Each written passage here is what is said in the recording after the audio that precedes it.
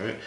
Hey, peace and two. What's up, y'all? D Prime 215 here. Make sure you like, comment, share, and subscribe to yours truly. So for this video, talk about the match between Will Ospreay and Kenny Omega at Wrestle Kingdom 17 for the IWGP United States Heavyweight Championship. So as I predicted correctly, Kenny Omega became the new IWGP US Champion. The match was nothing less than I thought it would be. Of the matches I saw at Wrestle Kingdom 17, it was my favorite one.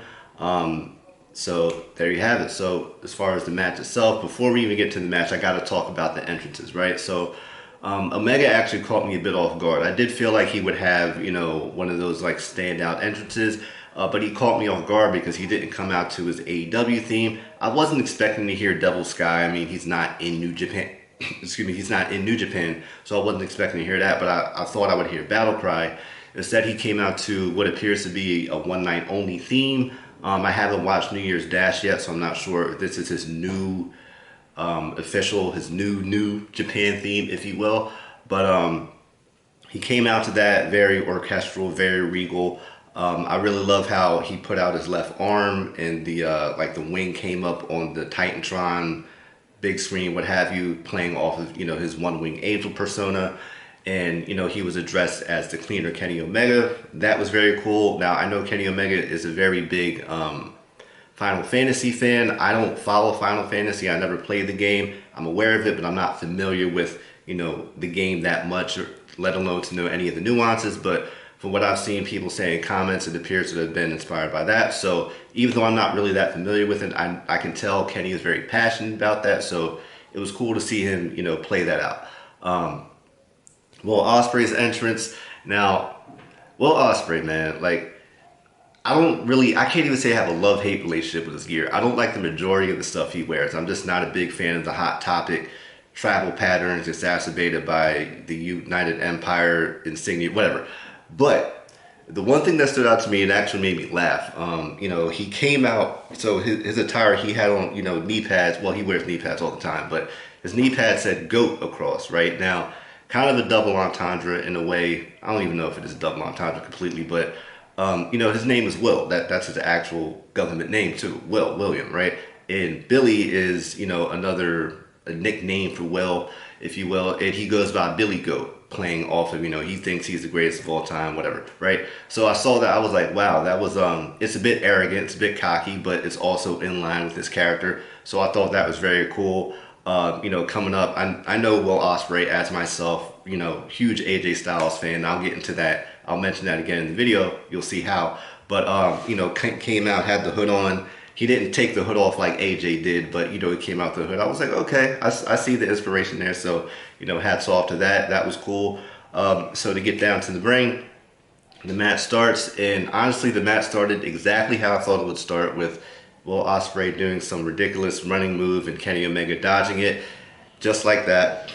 Some things that stood out to me about this match, between the overall vibe and some of the spots.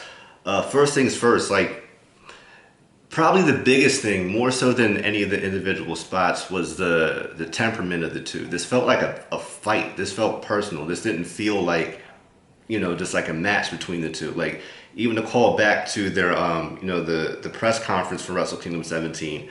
At least within kayfabe, they were really going at each other. I did think it was hilarious how Kenny Omega told Will Ospreay, who was having trouble with the microphone, he told Will Ospreay to press the button to activate the microphone, and Will Ospreay got all up in Omega's face. A lot of people said that was Ospreay's greatest promo. You can feel how you feel. I was just rolling laughing because I was just like, I thought it was like some SNL stuff. I'm like, why was that the trigger to snap on Omega? I understood why he snapped on Omega. I just feel like that trigger was hilarious. So anyway, as for the match itself, Omega had, it was just like experience to me. Like he just seemed to like, even when Ospreay was, seemed to have the upper hand, he was getting offense in on Omega. Omega just always seemed to be 2 to 3 steps ahead of Ospreay, right?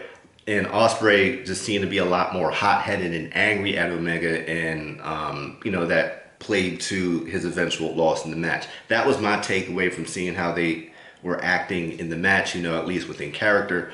As far as some of my favorite spots, again, these might not be in order. I love Kenny Omega doing the double stomp through the table, on Ospreay and then holding the table up, almost like The Shining, and saying like, you know, Omega's here. I forget exactly what he said, but then he put his head in the hole of the table. I was like, yo, this dude is absolutely ridiculous. I love that spot. It was over the top and, you know, a bit comical, but I love how they executed that. You know, Ospreay hitting, you know, his handspring Enziguri or Pele kick, followed by the hip hip Cheerio. That was cool.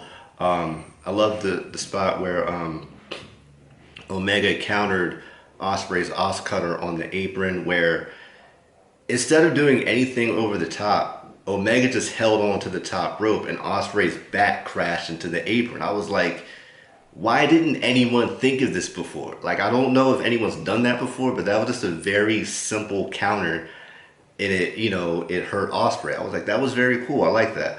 Omega hitting his patented flip dive. You know, he doesn't do it that much anymore, so it was cool to see him do that. The landing was cool.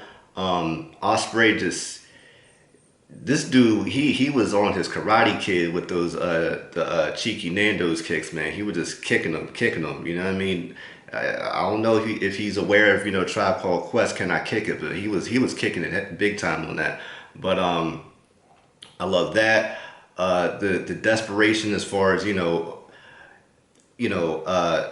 one spot where they had each other by the wrist. I think Omega was actually holding Ospreay's wrist, and, you know, he hit like a rain trigger on Ospreay. Ospreay responded with the hidden blade, and they held on to each other. I was like, that was very well done.